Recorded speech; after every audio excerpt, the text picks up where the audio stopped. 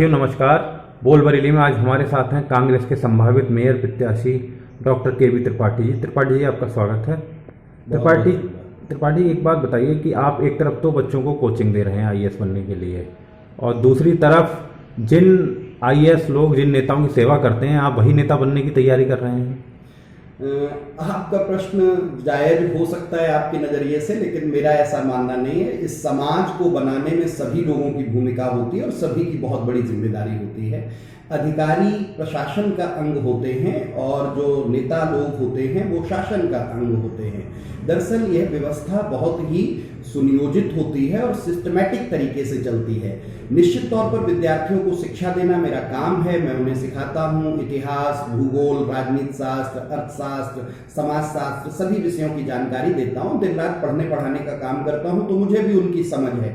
इसलिए मैंने निर्णय लिया कि अभी जो बदहाल बरेली है, जो बुरे हाल में बरेली है, स्मार्ट सिटी के नाम पर जो लीपापोती हुई है, वो जनता के सामने आए। चूंकि आप पढ़े लिखे हैं, आप जानकार हैं, समझदार हैं, तो आपको पीड़ा भी ज्यादा होती है। जब गलत होते आप देखते हैं तो आप उसको बर्दाश्त नहीं कर पाते हैं। तो निश्चित तौर पर मैं शिक्षक की भूमिका में इस बरेली में जाना चाहता हूं, लेकिन जो बरेली की बदहाली है उसको भी उजागर करने के लिए, उसको ठीक करने के लिए और सच्चे अर्थों में बरेली के लिए जो बेहतर हो सकता है उसे करने के लिए मैं अपनी भूमिका समझता हूं और उसके लिए प्रयासरत हूं। तो निश्चित तौर पर ये हमने कोशिश की है और मैं संभावित प्रत्याशी हूं अपनी पार्टी का, और कोशिश कर रहा हूं कि अगर जो मुझे पार्टी आशीर्वाद देती है और मेयर के रूप में बरेली में टिकट देती है तो मैं एक बेहतर तरीके से चुनाव लड़ूंगा। और जो बंदर बांट हुआ है अभी तक निगम के इतने बड़े फंड का, इतनी बड़े संसाधनों का जो बंदर बांट चला है लंबे समय से, उसको सबके सामने लाऊंगा। इस बरेली को जो ग्रीन बरेली, क्लीन बरेली, सारे पेड़ काट दिए गए।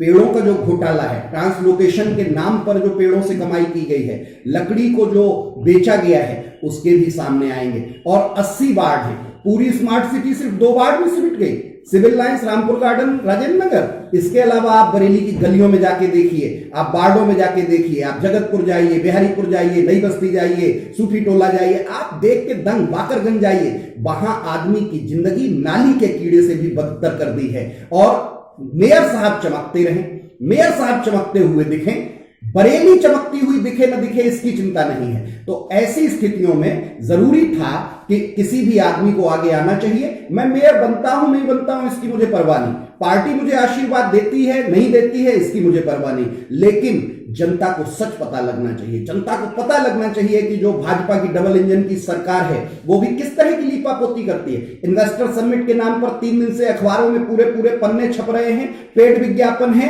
और विज्ञापन जैसी खबरें छप रही हैं। हकीकत क्या है? युवा बदहाल है, रोजगार है नहीं, शिक्षा की दुर्गति कर दी है, स्वास्थ्य के नाम पर नहीं। आपने इतने मेडिकल कॉलेज खोल दिए, लेकिन आदमी को बुखार भी आ जाए, डेंगू हो जाए, एक बिस्तर चाहिए हो तो उसे नहीं मिलता है। तो ऐसी जो सरकारें हैं इनके खिलाफ हमें आना पड़ेगा, लड़ना पड़ेगा, और शिक्षक होने के नाते ये मेरी और जिम्मेदारी बनती है। जैसे कांग्रेस के कैंडिडेट पे एक आरोप लगते रहे हैं कि यहाँ डमी कैंडिडेट बहुत आते रहते हैं और वो लड़ते नहीं है, दूसरी पार्टियों के साथ जाके मिल जाते हैं। आप अपनी संभावनाओं के बारे में जरा व्यक्त कीजिए इस बारे में।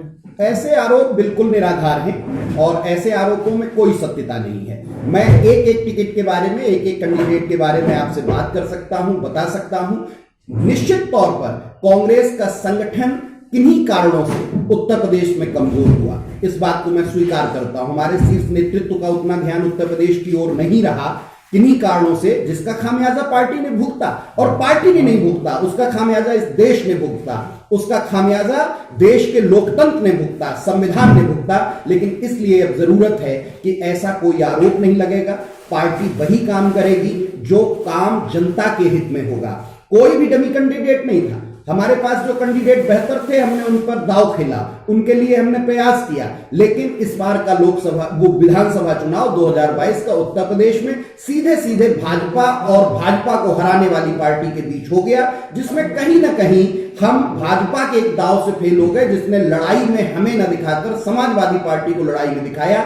इसलिए जो वोट भाजपा के विरोध का था वो एक जगह केंद्रीकृत हो गया, लेकिन उस पार्टी में वो ताकत नहीं है कि भाजपा को चुनौती दे पाए। इसलिए ऐसी ही पार्टी भाजपा को चुनौती दे सकती है जिसका एक राष्ट्रीय स्तर हो, जिसके पास एक विजन वाले नेता हो, जिसके पास एक रणनीति हो, जिसके पास एक अनुभव हो। तो निश्चित तौर पर कांग्रेस पार्टी अब वो चुनौती देगी भाजपा को, और भाजपा को आज ये समझ में आ रहा है कि अब उनकी गद्दी हिल रही है। जैसे आपने बरेली के विकास की बात करी और बरेली में स्मार्ट सिटी के जो कार्य चल रहे हैं, समाजवादी पार्टी से भी यहाँ मेयर रह चुके हैं, कांग्रेस के भी रह चुके हैं और बीजेपी के भी। तो आप चूंकि कांग्रेस के कैंडिडेट हैं, तो कांग्रेस का अगर आपको चांस मिले या आप जीतेंगे तो आप किन मुद्दों पे बेहतर कार्य करेंगे?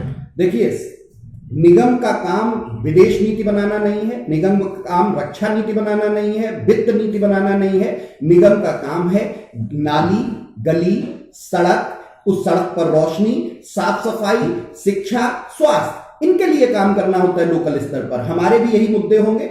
बरेली की तमाम वो गलियां हैं जहां जिंदगी बहुत बदतर है, उनको ठीक करना है। और दूसरी चीज, विकास सुनियोजित होना चाहिए। जो इस समय बरेली में अनियोजित विकास हो रहा है, एक सड़क पहले खोदी जाएगी, फिर सड़क बनाई जाएगी, फिर वहां पे एक पाइपलाइन डालने के लिए सड़क खोद दी जाएगी, फिर सड़क बनाई जाएगी, फिर एक केबल बिछाने के लिए वो सड़क खोद दी जाएगी, फिर वो सड़क बनाई जाएगी, फिर उस पर लाइट लगाने के लिए सड़क खोद दी जाएगी, फिर लाइट लगाई जाएगी। दरअसल ये बार बार टेंडर होना, बार बार बजट का बंदरबांट होना, सबका कमीशन फिक्स होना, इसी को खत्म करना है। जो होना है वो नियोजित तरीके से। पेड़ों को काटे बिना क्या बरेली स्मार्ट नहीं हो सकती थी? कितने पेड़ काटे गए आप देखिए। इस बरेली को एकदम नंगा कर दिया गया है। आने वाली गर्मियों में आप देखेंगे इस बरेली के आम आदमी का क्या जनजीवन होगा।